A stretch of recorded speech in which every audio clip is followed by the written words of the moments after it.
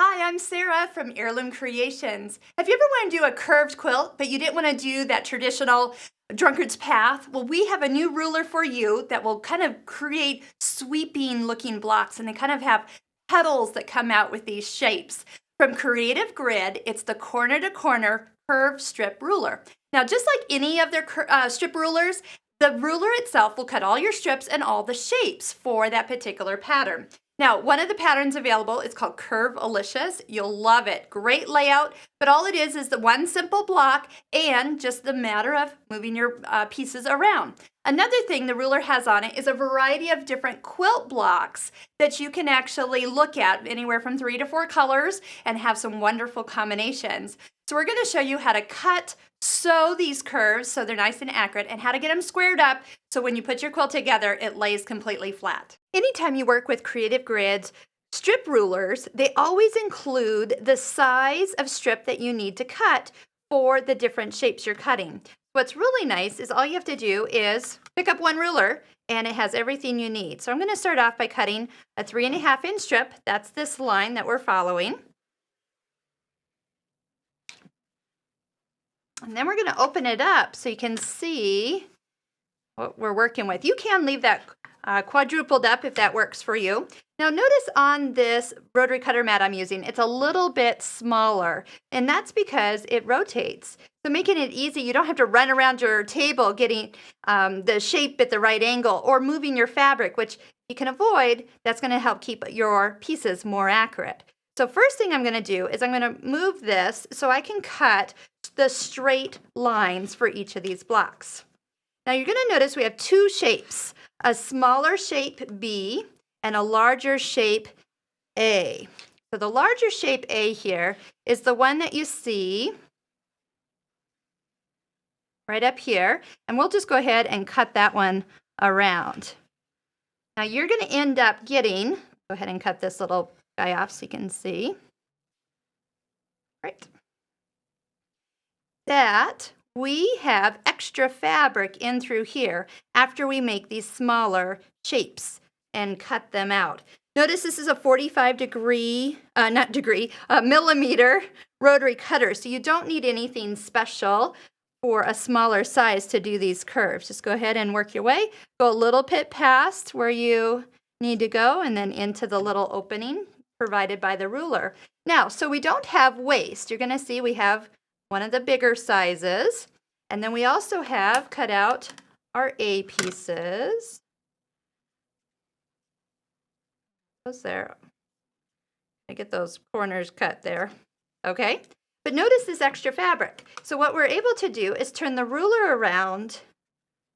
And this is why it's nice to have the rotating mat, because once you get this set up, you notice, oh, I got to be over here.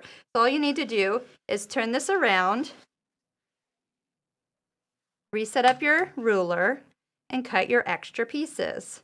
So you're going to notice that because of the way this is set up, you are going to get twice as many shape Bs than As if you use the ruler to its fullest. And by using this cutout on the back side, there's a lot less waste when you're all done.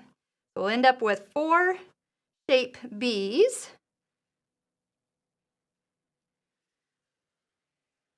from each side. So a total, well, I got them doubled here. So 1, 2, 3, 4, 5, 6, 7, 8, and then 2 of the Bs. Next, I'm going to show you how we're going to pin these together for accurate sewing. To get accurate seams while sewing this particular block, you're going to take the 2 pieces you need to seam together and fold them in half and just make a little finger crease in the center of each curve.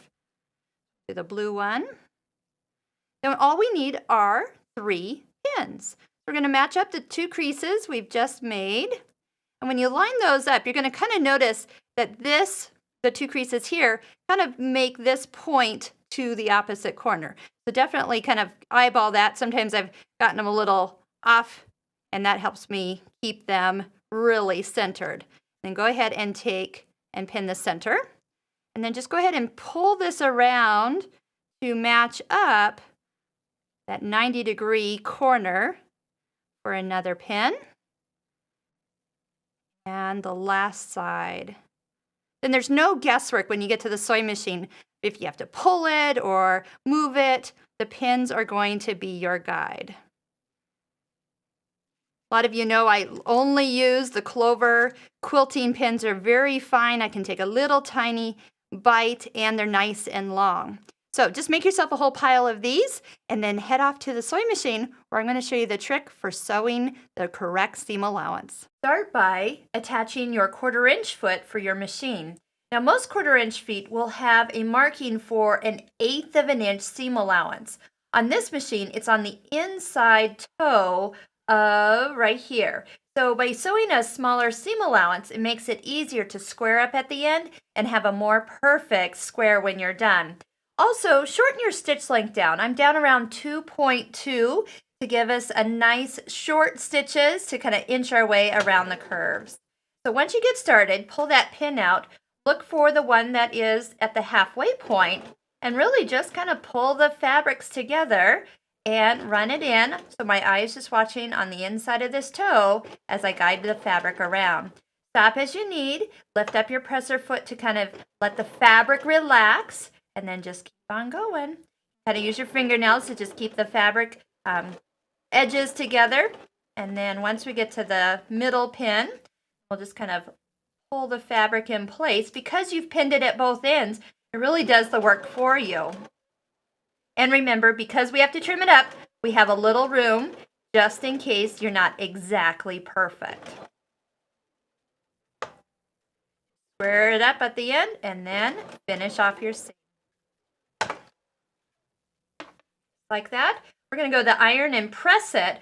By pressing it, we're going to put the iron tip right up from the larger piece towards the smaller piece. And by just pressing it up, the whole weight of the iron will do the rest of the work for you. I just love how these swooping swirls are going to come together and add new life to a quilt. So before you go sewing the blocks together, you need to square them up. I've chosen a 6.5 inch square from Creative Grid. And if you haven't located some of the newer versions of their squares, you're going to notice they have larger numbers, whole numbers in white, and then half numbers in black. Since we're squaring this up to a 3.5 inch block, I'm going to work with the black bubbles with the numbers showing towards me.